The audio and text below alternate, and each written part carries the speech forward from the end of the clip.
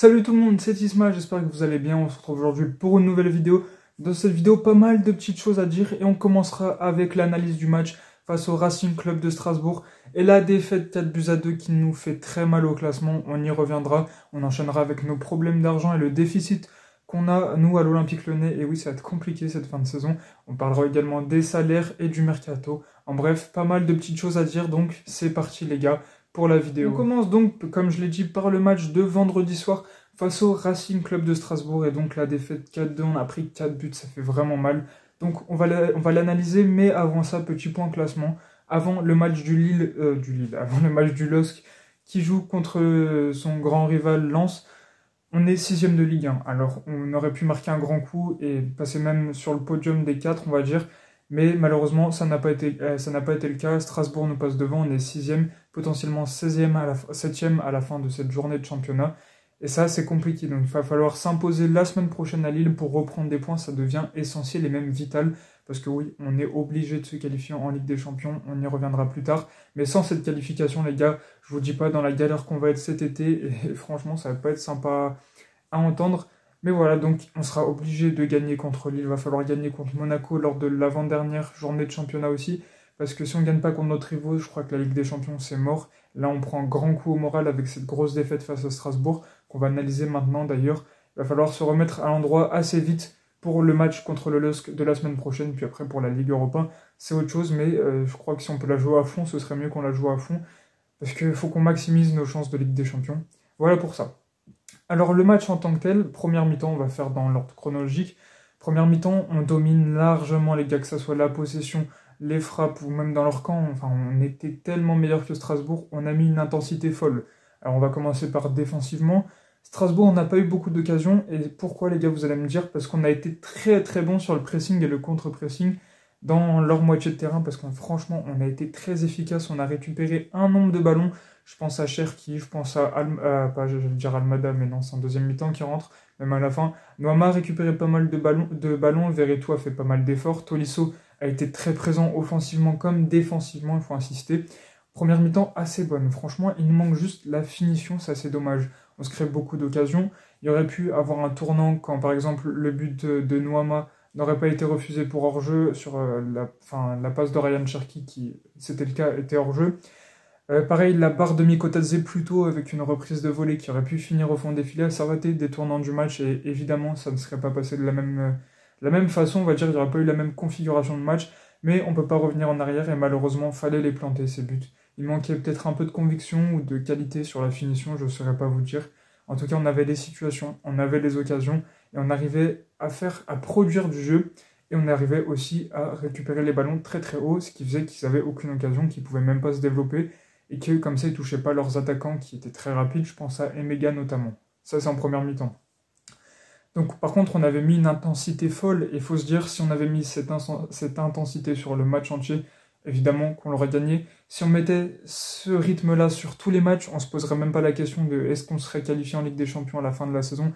Ce serait le cas, on aurait largement de quoi rivaliser avec Marseille, on serait peut-être même deuxième. Si on met cette intensité tout le temps, les gars, je crois qu'on est injouable et ça va falloir en tirer profit parce que la défaite n'est pas non plus source d'un malheur énorme parce qu'on n'a pas fait une très mauvaise prestation. Si on regarde la première mi-temps, la deuxième, c'est l'inverse. Donc on va passer là-dessus. Seconde mi-temps plus compliquée et cette fois-ci, Strasbourg a pris l'ascendant. C'est eux qui avaient la possession, du moins au début, au début de seconde mi-temps, ils ont mis un gros rythme. Nous, soit on accusait le coup, peut-être de la trêve internationale où beaucoup de joueurs étaient donc de voyage avec leur sélection. Peut-être aussi que pas mal de tauliers étaient sur le banc, justement pour cette fatigue-là, je sais pas. Ou alors juste une baisse de concentration ou une baisse de caractère, j'ai envie de vous dire. Ça, c'est peut-être le problème du fait que Fonseca n'est pas dans le vestiaire à la mi-temps. Ça a été plus compliqué. Et là, on prend un but sur corner, donc c'est évitable, un but sur corner, va falloir tenir son marquage mieux.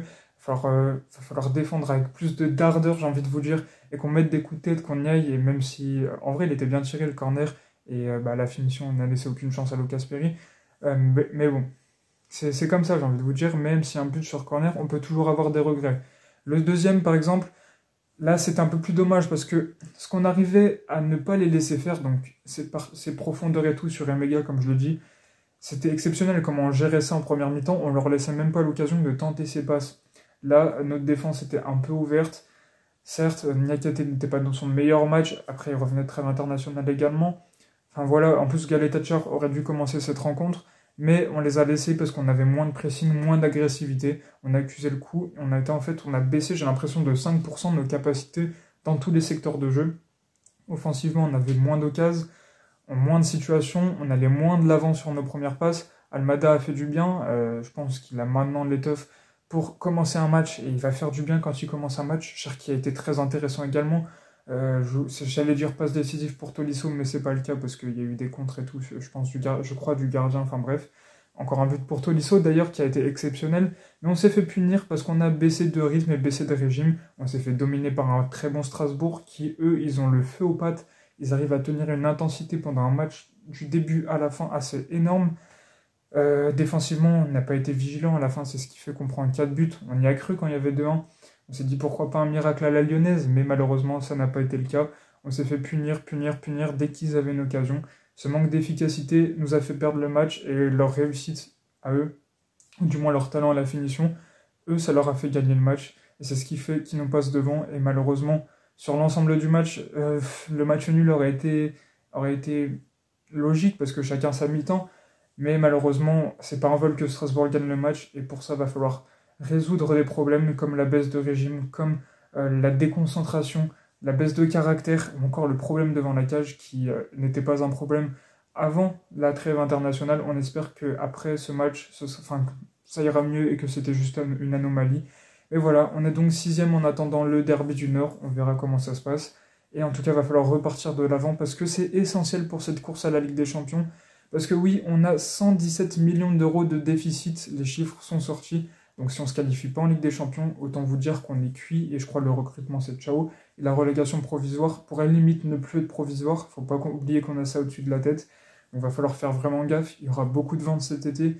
Je pense que Cherki, on est en train d'en profiter pendant quelques petits mois, et après ce sera ciao, parce que il va nous rapporter de l'argent. Mais pour le moment, ça va être compliqué, il va falloir vendre. Est-ce qu'on pourra acheter, c'est autre chose. Surtout que Botafogo est menacé aussi d'une suspension de recrutement pour le prochain mercato. Les gars, c'est compliqué. On va voir comment ça se passe dans la Galaxy Eagle. Mais le management, que ce soit économique ou humain de John Textor, commence à beaucoup m'énerver. Et je crois qu'il va falloir qu'on réagisse parce que c'est pas possible de jouer avec l'émotion d'un supporter comme ça en nous faisant des frayeurs dès que ça va mieux ou pas. Donc 117 millions de déficit, ça va pas être possible et la DNCG ne va pas aimer ça. Donc Ligue des Champions obligatoire. Que ça soit par la Ligue Europa ou la Ligue 1, il va falloir vraiment jouer les deux à fond si on va avoir une chance de toucher l'argent qui va avec cette qualif. Sinon, on est cuit et on va liquider l'effectif pendant l'été. Ça va être vraiment dur et on espère passer ça quand même en sortant la tête de l'eau. Moi, j'y crois pas de fou pour le moment. Je sens qu'on va se faire dépouiller, je vous dis même pas. En plus, il y a pas mal de joueurs qui arrivent en fin de contrat et qui veulent partir. Je pense à Tagliafico qui veut découvrir la première ligue, il l'a dit. Ça va être compliqué, mais il va falloir qu'on reste fort, même si ce sera pas une mince affaire, on va dire, face à la montagne qui nous attend encore. Les problèmes financiers, toujours les problèmes financiers. On va passer maintenant à la suite de la vidéo parce qu'il y a pas mal d'infos qui vont avec. On enchaîne, c'est parti. On enchaîne avec la suite de la vidéo et on commence par la partie salaire. Comme tous les ans, l'équipe sort un papier avec les différents salaires des joueurs de Ligue 1. Je vais vous faire les principaux de l'OL. Alors, ils font partie, enfin du moins Lacazette fait partie des 30 meilleurs salaires de Ligue 1. Aux côtés de Rabiot pour les seuls joueurs qui ne sont pas du Paris Saint-Germain. Sinon, majoritairement, les gars, vous l'aurez compris, c'est des joueurs de la capitale. En tout cas, voici nos salaires.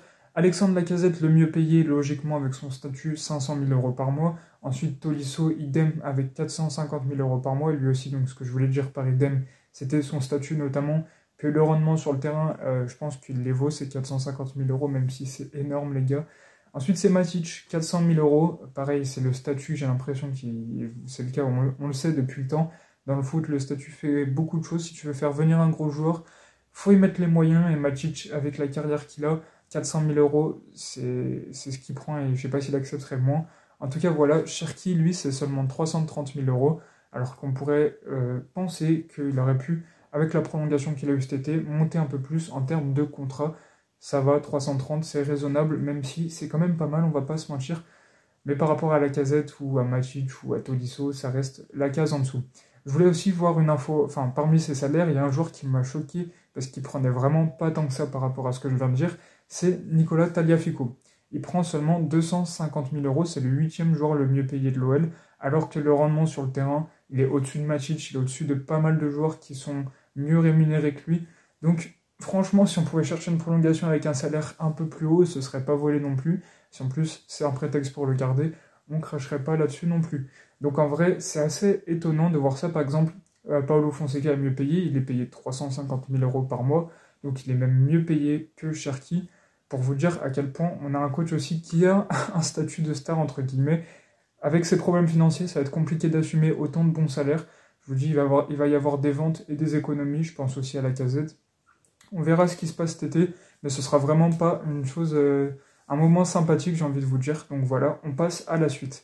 On va passer au mercato pour finir cette vidéo. 2 infos mercato qui font pas plaisir. On va commencer par Ryan Cherki. Vous l'avez sûrement vu, déjà il a été réévalué par Transfermarkt à 35 millions d'euros, donc il a augmenté un petit peu, même si on espère qu'il sera quand même plus haut cet été pour être vendu plus cher, ce serait bien vu nos problèmes financiers. Le Real Madrid serait donc sur notre jeune joueur. Alors autant vous dire que si c'est réellement le cas, si une offre est acceptée, Cherki aura vite fait son choix, malgré que Lyon ça soit son club de cœur, son club de toujours et tout. Il a toujours voulu aller au Real Madrid à la manière d'un Kylian Mbappé, par exemple. En plus, les deux jouer côte à côte, ce serait quand même fou. Si c'est le cas, si ça vient se confirmer, moi, je donne pas cher du souhait de Cherki de s'en aller, malgré l'Olympique Lyonnais et son amour qu'il lui porte. On pourrait en tirer un beau billet, au moins 30 millions d'euros, j'aimerais aller plus. Mais c'est en tout cas ce qui est dit, 30 millions d'euros. Et c'est ce qui a été aussi beaucoup dit cet hiver. Donc on verra comment ça se passe une nouvelle fois cet été, mais je vous l'ai dit, on va pas passer un bon moment. Autre info mercato pour clôturer la vidéo, et là non plus, c'est une info de con, j'ai envie de dire, mais voilà. Thiago Almada qui réalise une arrivée à l'Olympique Lyonnais formidable pourrait retourner à Botafogo cet été, juste pour jouer la Coupe du Monde des clubs. Déjà, cette coupe est la plus grosse connerie qu'a inventé la FIFA sur ces dernières années. Et encore, on n'a pas vu les Coupes du Monde de sélection à 64 nations, je sais pas. Enfin bref. Cette Coupe du Monde de club qui est un projet complètement con, en plus de ça, Botafogo veut rapatrier Thiago Almada pour la jouer. Alors ça, c'est encore une fois un truc classique des multipropriétés. Ça s'est pas vu et j'espère que ça se verra pas et qu'il n'y aura pas d'autres cas dans d'autres multipropriétés. C'est un poison pour le foot, les gars. Vous voyez, ça devient entreprise sur entreprise et on se prête des joueurs comme si c'était, je sais pas, un bien ou un service. On reprend les leçons d'économie. Mais j'ai l'impression que c'est une vulgaire marchandise que tu échanges avec une autre entreprise qui t'appartient, comme si tu leur donnais une voiture de fonction, je sais pas, et qu'après tu la redonnes un mois plus tard. Déjà, ça va le cramer parce que faire l'aller-retour Brésil et Europe et France, ça va pas être simple, surtout avec les changements climatiques. Ce sera l'hiver au Brésil, si je dis pas de bêtises. Saison des pluies et tout, enfin peut-être, en fait, non, n'importe quoi, c'est au Qatar, la Coupe du Monde des clubs, je crois, ou aux États-Unis. C'est soit Qatar, soit aux États-Unis, mais je sais plus. Enfin bref, c'est pas la question. Mais en tout cas, il va jouer un nombre de matchs de fou contre le PSG. D'ailleurs, ils sont dans la même poule. Tout ça pour qu'ils se crament, pour que... Enfin bref, c'est vraiment une idée vraiment bête. Alors on devrait l'acheter ensuite définitivement pour 27 millions d'euros, si on en a les moyens, j'espère. Mais en tout cas, va falloir payer pour ça. Et il va falloir aussi qu'il reste, parce que j'ai pas envie qu'il aille se cramer, se blesser, ou encore se pourrir sa carrière avec trop de matchs qui servent à rien pour un jeune joueur en plus. Enfin, on a déjà vu des Ansu Fati qui étaient dans le même profil, Pedri, Gavi qui aussi se blessent régulièrement alors qu'ils sont encore très jeunes et qu'ils ont un talent de fou. Alors faut pas que ça se fasse pareil avec Thiago Almada qui lui aussi est très jeune, qui découvre l'Europe, qui s'adaptait très bien jusqu'à là. Alors s'il fait des échanges, je pense que ce sera pas bon. Dites-moi ce que vous en pensez en commentaire, que ce soit de ça ou de tout le reste de ma vidéo, je lirai ça et j'y répondrai avec beaucoup d'attention. Donc merci d'avoir regardé la vidéo, c'est la fin. Et on se retrouve la semaine prochaine. N'hésitez pas à liker, à commenter et à vous abonner. On se laisse sur une phrase de Barthruzza. L'Olympique Lyonnais est une formidable raison d'être heureux. Allez, ciao les gars.